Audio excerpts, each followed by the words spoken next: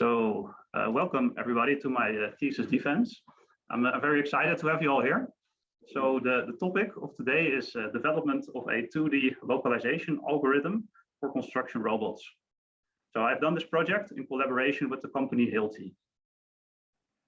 So the content of this presentation will be as follows. First, I will give an introduction to explain why an improved localization algorithm is needed, and also to give a brief overview of the existing works in this particular research field. Then I will proceed to explain the RaceSlam algorithm, which I have developed during my thesis project.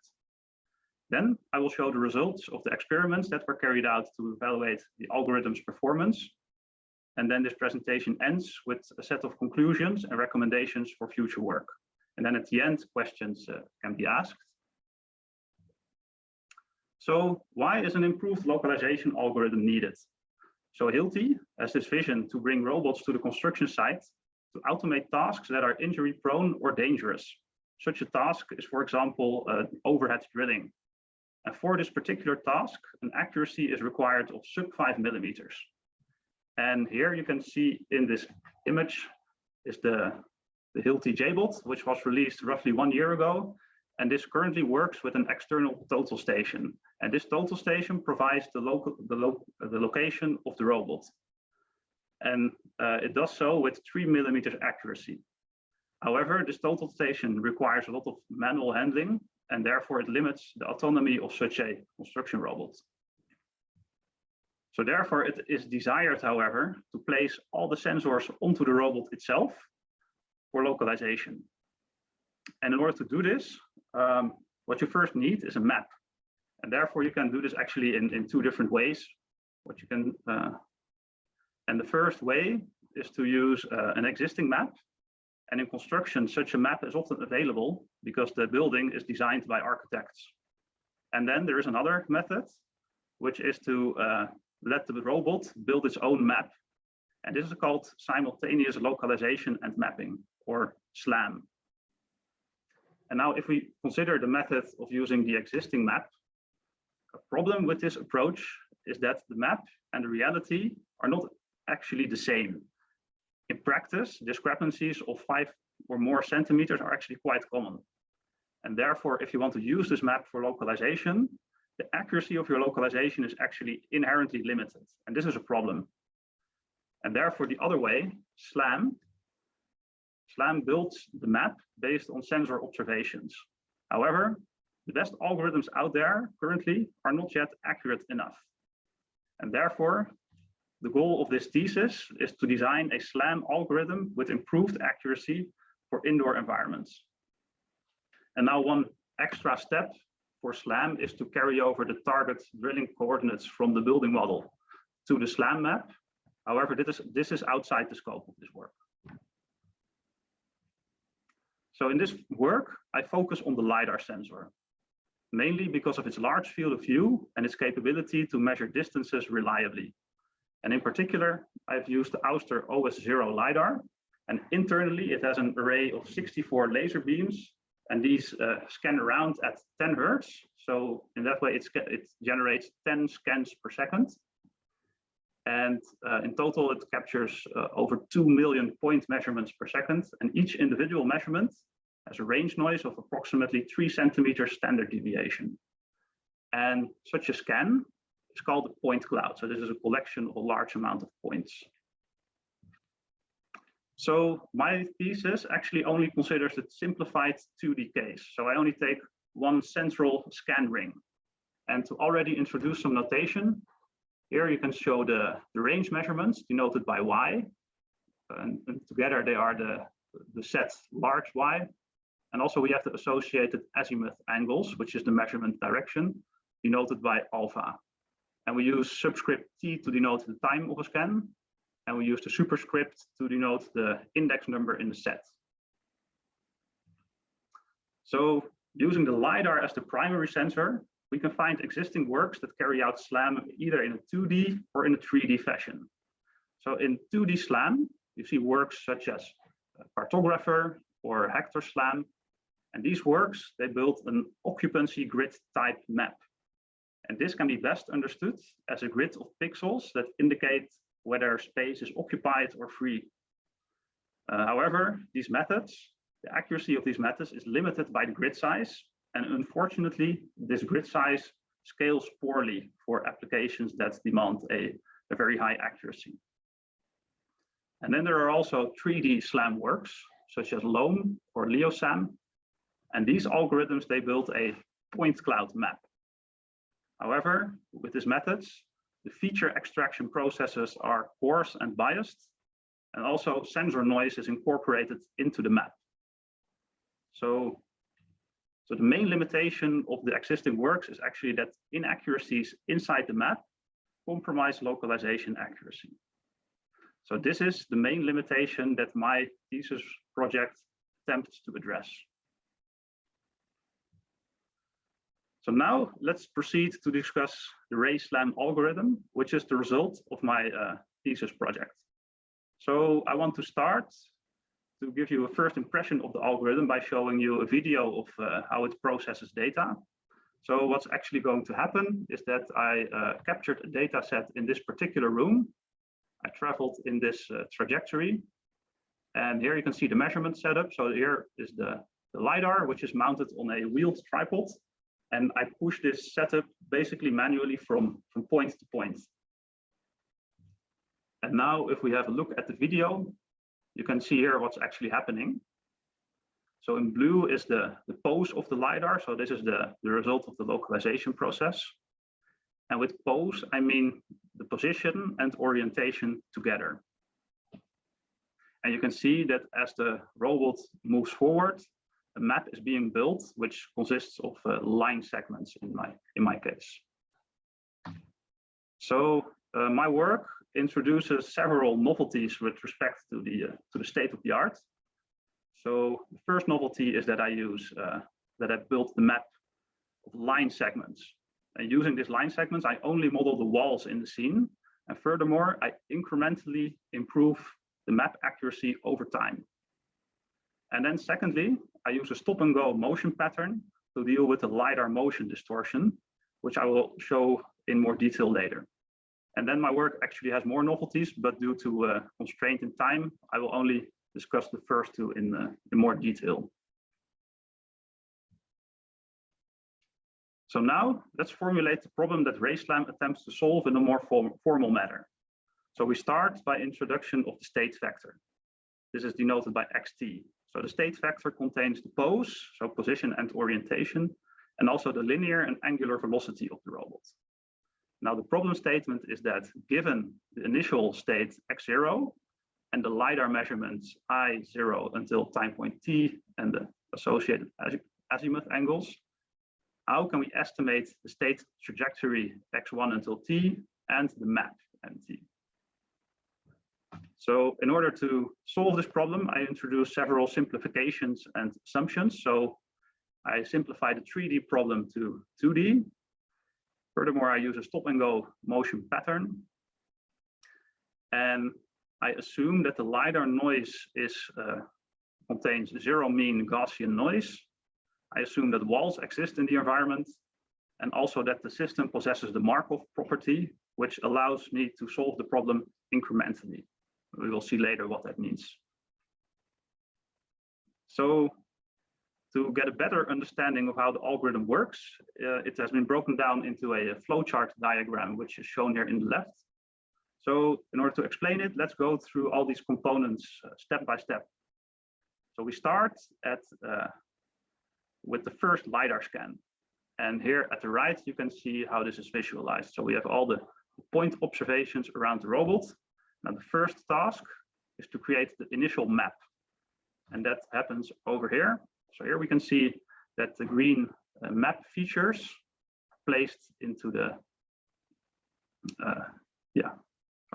map. And then a new LiDAR scan comes in. And in this case, it looks very similar to the previous one because the robot didn't move. And now the next step is to establish correspondences. And that means basically to find out which point observations and map features go together.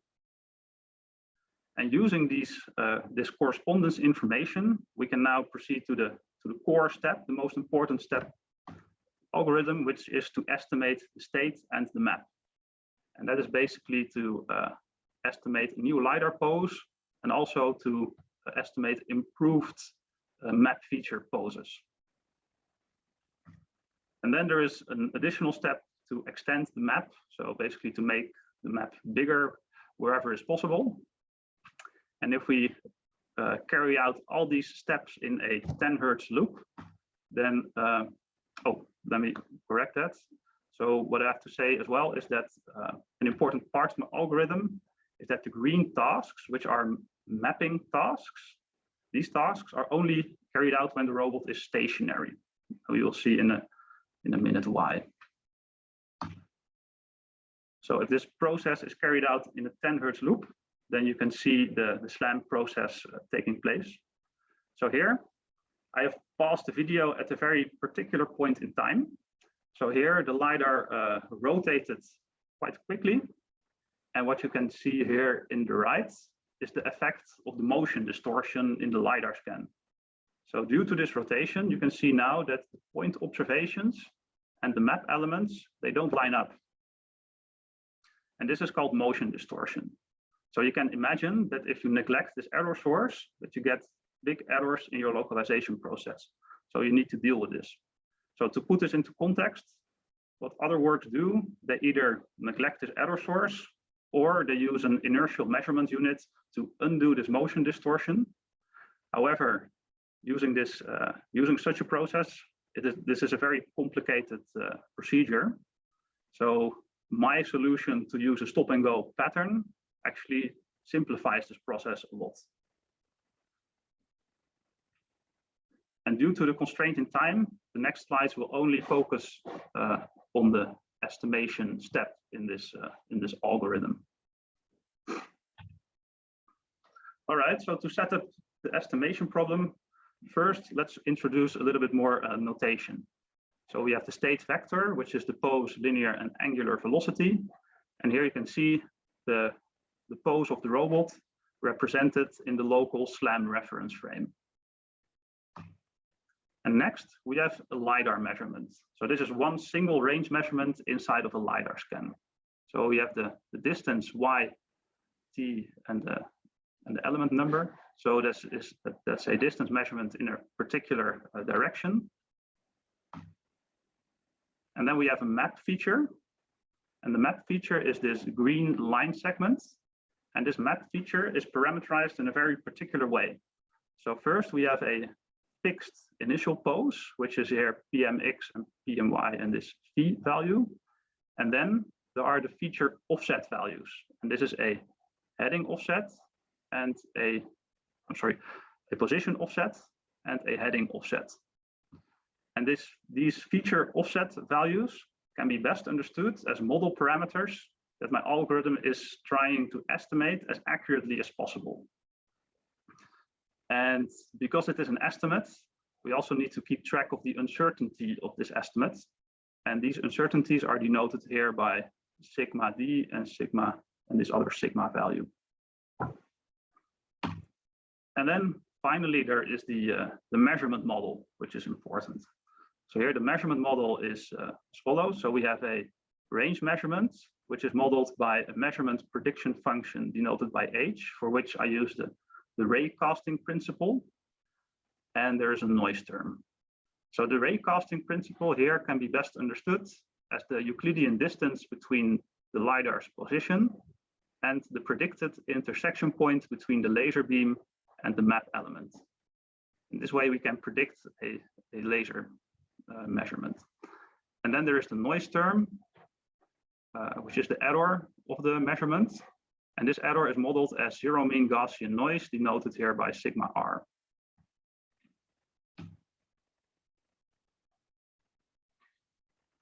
So how can we use this to estimate the state and map of our system? So first, we realize that during SLAM, the robot doesn't observe the map entirely. It only observes particular map features. So what we do is we define a subset of map offsets only of the map elements that have been observed in that particular scan. And then next, we see the optimization problem that my algorithm solves in order to carry out this estimation. So here you can see a nonlinear least squares problem. And what this means is basically that we're trying to find the pose and the offset values that minimize the cost, that minimize these two cost terms. And first we have the measurement residual cost term, which is the actual measured distance minus the predicted distance. And then also we have a map prior residual term. And as a prior, we use the map offset estimates at the previous time step. So here you can see this, this prior term. And this term allows us to iteratively improve the map offsets in an incremental manner. And then by minimizing this cost function, we obtain the pose estimate and the map offset estimate. And then what we do furthermore is that when the robot, when there's movement detected by the algorithm, then the variable dt is excluded from optimization, which has the effect that the problem becomes pose estimation only. And then we use the output of the optimization problem, which is here the pose estimate, to estimate the full state using a linear Kalman filter. All right, so that is the algorithm in the estimation step of the algorithm in a brief summary. So now let's proceed to discuss the experimental results. So to evaluate the algorithm, I have captured a total of 6 data sets at the Hilti campus in rooms of various shapes and sizes. I used the total station to capture ground truth information at static waypoints. And in total, I have captured a trajectory length of 307 meters and a total of 82 waypoints. And an important note that I have to make is that the parameter tuning of my algorithm was carried out with access to the ground truth information.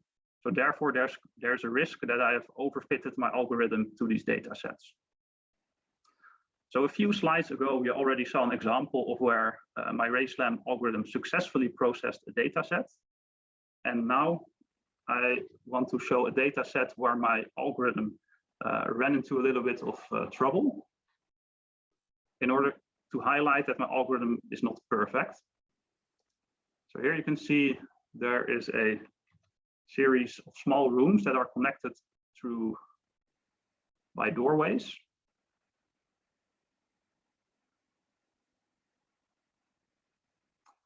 And what happened here is that the small room, which is located over here, got rotated by a few degrees, basically because there was a person standing quite close to the wall. So my algorithm mistakenly assumed that the observations of this person actually represented the wall behind him. And as such, this small room got rotated by a few degrees. And at this particular waypoint, there was an estimation error of 39 centimeters, which is quite large. So this is kind of to highlight what kind of troubles still need to be addressed. But if we look at the overall picture, so there were 6 data sets in total, and out of the 82 waypoints in these data sets, my algorithm estimated 96 of them successfully. And then I compared the accuracy of my algorithm with the accuracy of LOAM and FastLeo2, which are 2 state-of-the-art SLAM algorithms. And what you see is that in these successful estimates, my algorithm is 5 times more accurate than LOAM and 2.4 times more accurate than FastLeo2. So here I'm making a little bit of a strange comparison because my algorithm is a 2D algorithm and these other 2 are 3D algorithms. So I want to put this a little bit into context. So these 3D algorithms, they solve a harder problem because they need to do 3D pose estimation. But at the same time, they have access to all 64 laser channels of the LiDAR scan. So they use the full 3D point cloud. And my algorithm only uses one central scan ring. So yeah, here in this table, all the results are summarized by the mean absolute error. And there were actually two data sets that my algorithm had problems with. So the one from the previous slide, and also in this particular data set, right at the end of the processing, my algorithm crashed, basically because there were not enough walls in the scene to use as reference. And the other two algorithms, LOAN and BioSAM, they did not fail at any point. So you can see here that my algorithm still lacks the robustness, and also the other two algorithms, they have accuracy values that are pretty consistent across the data sets. So there are still next steps to be made with regards to robustness and consistency. And also, we were aiming for sub 5 millimeter accuracy. So I do bring an improvement in some cases. However, consistent sub 5 millimeter accuracy is also not yet achieved. So more research efforts will have to be put in. All right, so to conclude this presentation, I have introduced the RaySlam algorithm. So this is a 2D LiDAR SLAM algorithm for indoor localization with various novelties, such as a novel map representation and a novel way to deal with the LiDAR motion distortion. And yeah, my algorithm can be significantly more accurate than the state of the art. However, consistent sub 5 millimeter accuracy is not yet achieved. So as future work, I would suggest to increase the robustness of the algorithm, also to test with more accurate LiDAR sensor equipment. Also, a very interesting research topic would be to extend my algorithm to the full 3D case. And that means instead of using line segment features, this would be then planes, such as discs or squares that represent the walls. And also it would be interesting to do sensor fusion with, for example, the IMU cameras. And also together with Manon, Michael, and Michele, we plan to publish a paper about these results. So yeah, that altogether wraps up my presentation. So I hope you enjoyed this. And we can now proceed to answering some questions that you might have. All right, thank you, Henry, for the nice presentation. Yeah, as Henry already said, if you have a question, please let's hear it. Either just well, unmute your microphone, or you can also put it in the chat otherwise.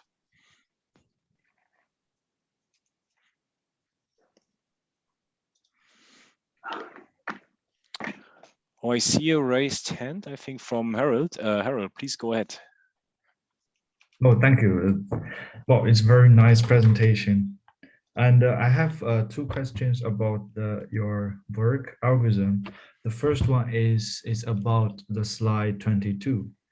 And I just wonder how many iterations does the algorithm to converge to a relatively accurate result? Because I see from your slides 29, it converges in, let's say, 2 or 3 seconds. So that's my first question. And the second question is about your slide, page 26. So from what I understanding, you are detecting the map feature.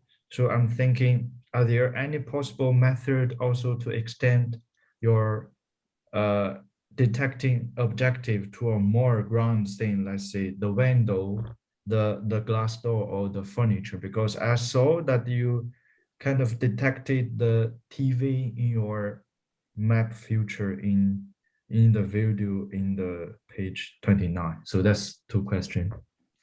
Yeah, okay, yeah, so that's quite in-depth questions. So the first question, let me go back to 22.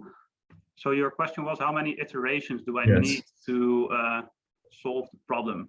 Yeah. So typical SLAM algorithms, they iterate at 2 different places. So the first iteration is the part of the iterative closest point algorithm. And that means that you have to iteratively improve your correspondences by aligning two point clouds together. Is this the iterations that you mean? Oh, yes. Yeah, so actually, this is a novelty of my work that I didn't have enough time to discuss. So since you're asking for it now, let's just, how I can explain it is that my algorithm actually requires one iteration, so it does not iterate. And Okay. that is very beneficial for from a computational perspective. Yeah. Because it's very efficient. And yes. the way, why I don't need iterations is that, for example, here, there's a corner, but my map features, they are placed away from the corner. So there is a margin of error around the map features that prevents incorrect correspondences. Because you iterate, because you want to get rid of your incorrect correspondences, but my algorithm does not generate them in the first place. So that was your first question, and then your second question was in 29. So you were, yeah. Did that answer your question? Yes. Okay. And in 29, yeah, so you noted that my algorithm saw a TV, but it detected it as a map element. So I was using the TV as a reference. So okay. That was your second question, right? Yeah. Also, my question is how are there any possible method to extend your detection objective to more, let's say, glass? Like I see glass, I see a door, I also see some tables. Yeah. So the reality, there are a lot of different objects, but in the mind of the robot, there are only these point observations, okay. And the robot is unaware of what it's actually behind it. So it just measures the points, and if these points happen to lie on a line, then I'm assuming it is a wall, or I'm assuming that it is something that I can use as a reference. Okay. And that is basically how it works. Okay, I get it. Okay, thank you for your answer. Thank you. Okay. Yeah. You're welcome. Thanks, Harold. I see, we have more questions coming up. First one came in from Abraham, please. Yes, thanks. Hi.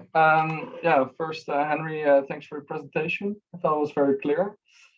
I did have a question about something you said, I think, when you mentioned the comparison between other SLAM-like algorithms. And you said that they use the whole LiDAR potential scanning capabilities, while yours only uses one central ring. And what does that exactly mean? Does that mean it only looks at a specific height or something? Or yeah. So let me go to that particular slide. It's all the way at the beginning, so I have to click a little bit. So yeah, so this is a 3D LiDAR scan.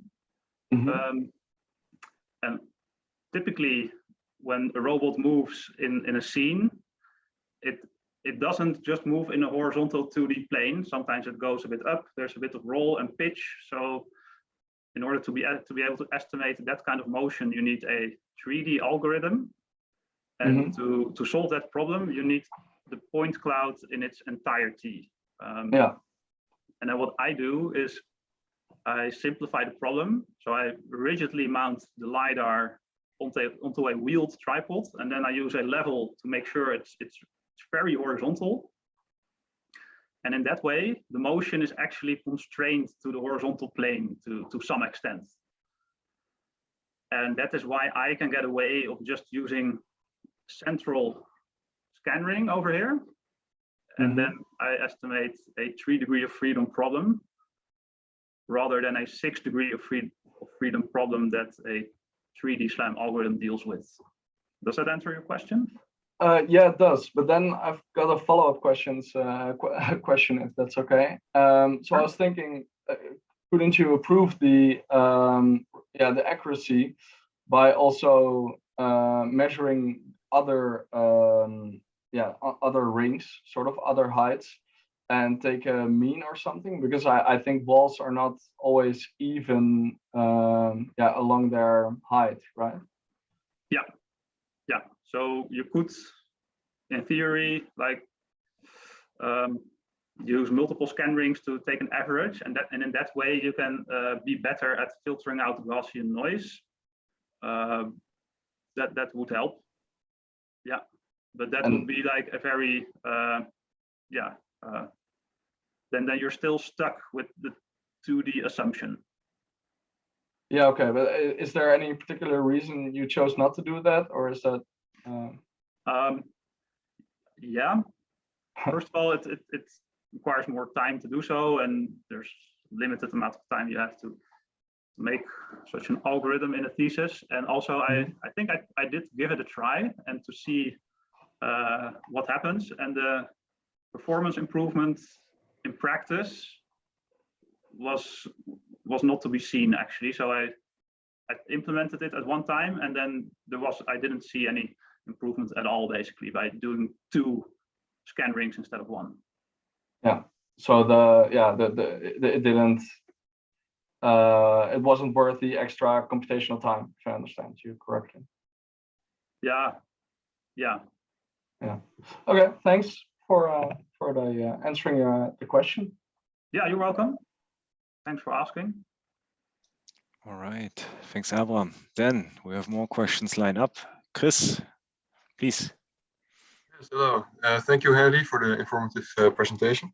I was wondering, you were talking about an error in the estimation due to a person in the scene, and I was wondering about that, how the other algorithms that you compared yours to deal with this, and if you see any solutions or improvements that you could make to your algorithm to deal with this better. Yeah. So let's just go to the particular points to thank you. Clear what we're all talking about.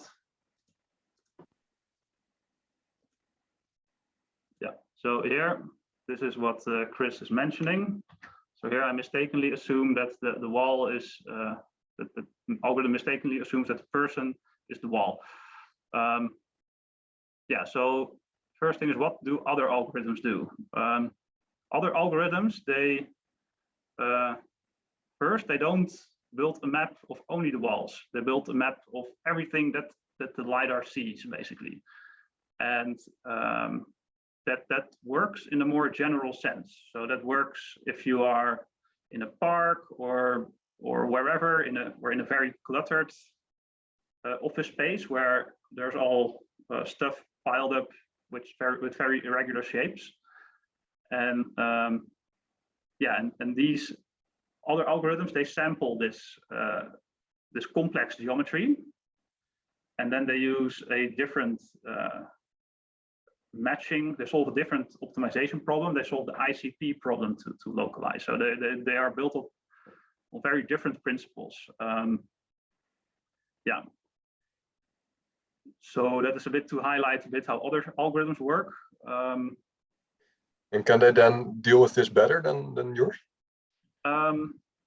Yes, so the answer to this particular case is yes. The difficulty is that I moved through a narrow doorway, so there were very little references, and the one reference that I needed was then occluded. So these other algorithms, they have a lot more references, so they map more stuff in the room. So in that way, they are more robust against these individual small errors. And typically what they do is, what you see is that if a person walks around the scene, is that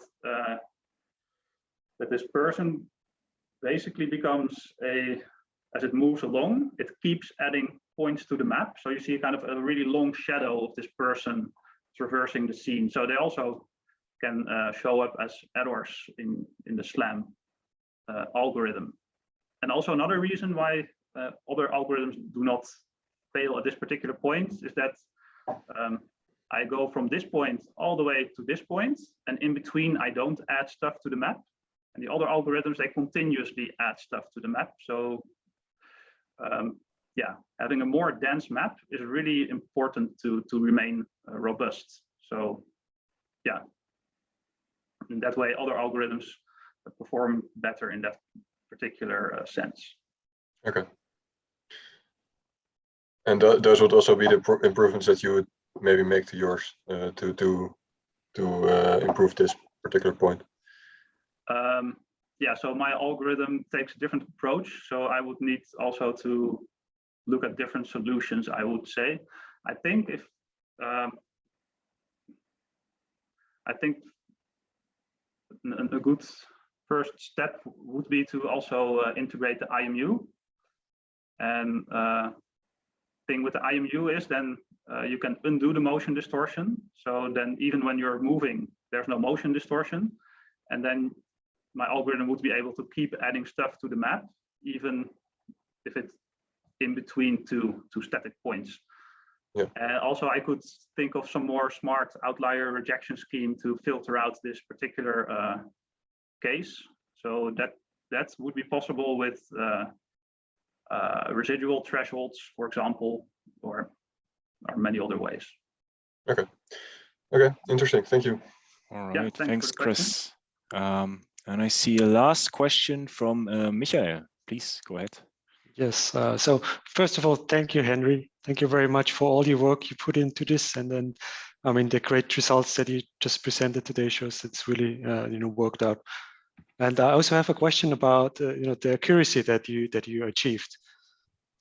So you show here quite significant improvements compared to all the other algorithms, but is your algorithm also aware of how accurate it is at every time in the moment? I mean, do you have some estimations on the current, position accuracy? I do. That this is actually automatically generated by my algorithm because it's a probabilistic framework. So I don't keep track of just the position, but also the uncertainty of the position estimate. So these covariance, these are basically the covariance matrices of that go together with the solution. So I have these, but I didn't look at them actually in depth in my algorithm, in my thesis project. So these covariance values, they would be correct if all the assumptions hold, so that the noise is perfectly Gaussian, if the 2D assumption is perfectly true, and if there are no correspondence errors that Chris was asking about in the just before, if all those assumptions are correct, then those covariance matrices are correct. But then if there are some problems, then my algorithm would definitely be more confident than it would overestimate its own confidence. Yeah, okay. Okay, thank you. Yeah, you're welcome. All right, then thank you to the audience for all these nice questions. So I see we have more going on, but okay. I see another Chris coming up. Please make it short because we also need to go on now. But please ask a question. It was going to be, thank you, Henry. It was going to be a quick follow-up also to Michael's question about covariance, because you mentioned in one of your earlier slides that the sensor that you were using had a noise level of about 3 centimeters. Were you able to detect whether that uncertainty was a constant throughout the scene, or did it vary depending on the material you're interacting with or the angle of incidence? Yeah, so this LiDAR sensor, it has a very particular way that the noise is defined. It defines the accuracy and also the precision. So this 3 centimeter is actually, they call it the accuracy. And then there's another specification which says the standard deviation kind of width.